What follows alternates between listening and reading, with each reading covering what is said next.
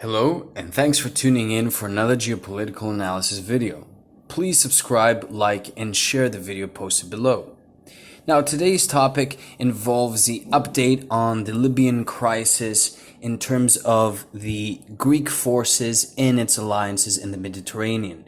Now, we know for some time that the Greek forces have had a strong historical past and have indicated its readiness, especially after recent exercise and drill that was done as a simulation, but also having to expel a Turkish helicopter nearby south of Carpathos.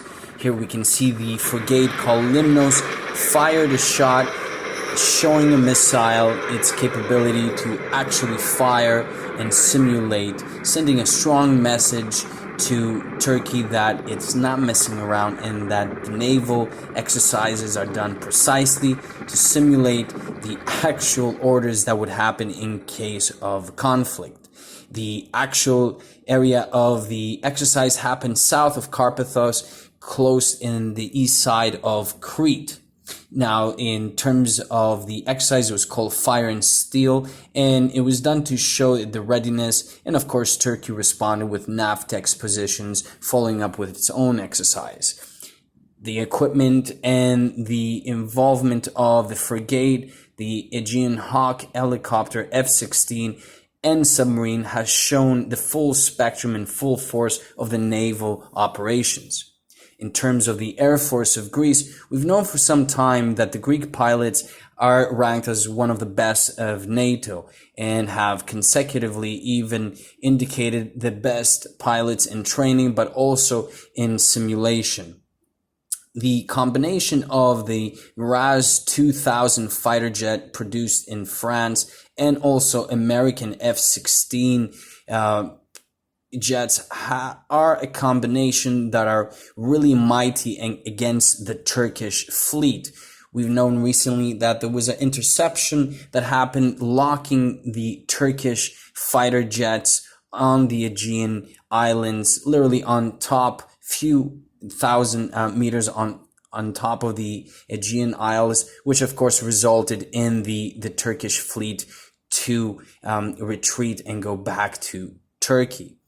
Now, a Greek analyst has shared that Greeks, French, and Egyptians will clash with Turkey, and it's just a matter of time. It's a very interesting article that details the alliances and the readiness in terms of continuing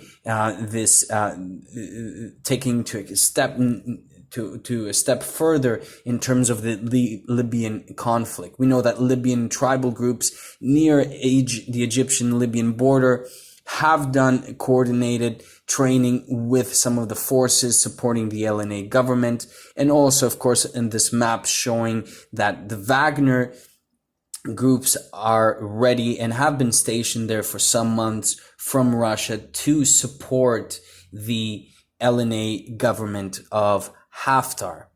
Of course, you cannot miss the trilateral cooperation between the Cyprus government, the Greek, and the Israeli in terms of the energetic resources through the East Med pipeline, but also the bilateral cooperation between Greece and Israeli pilots that have been doing a lot of exercises with the Hellenic Air Force, but also the Navy, indicating a strong military alliance and cooperation between the two of them. Of course, this is worrisome for Turkey as they are finding themselves being eliminated from some of these alliances, especially from some of the statements of the Egyptian officers supporting the Greek and United Arab Emirates alliance alongside with France. In terms of the Turkish fear, we've seen that some of the admirals in Turkey have admitted that they're afraid of Hellenism because of the rise of lots of groups within Turkey that are supporting the Greek influence and the Greek cultural historical significance and are calling to dismantle the foreign policy of Turkey. This, of course, has shown that there is a lot of backlash in terms of the foreign policy that Erdogan has been following. Now, Egyptian media, alongside with the Russian media, have confirmed the loss of 2 Turkish submarines off the coast of Libya. Of course, Turkey denied such allegations, but then they found out that not only were those submarines missing, but they were declared lost by the same government. We know that the Russian strong force has been not only present through the Wagner operations in Libya, but also with the Russian Padsnir systems, which are the missile systems against fighter jets, but also the Krashuha PC systems that have actually downed Turkish drones in Libya.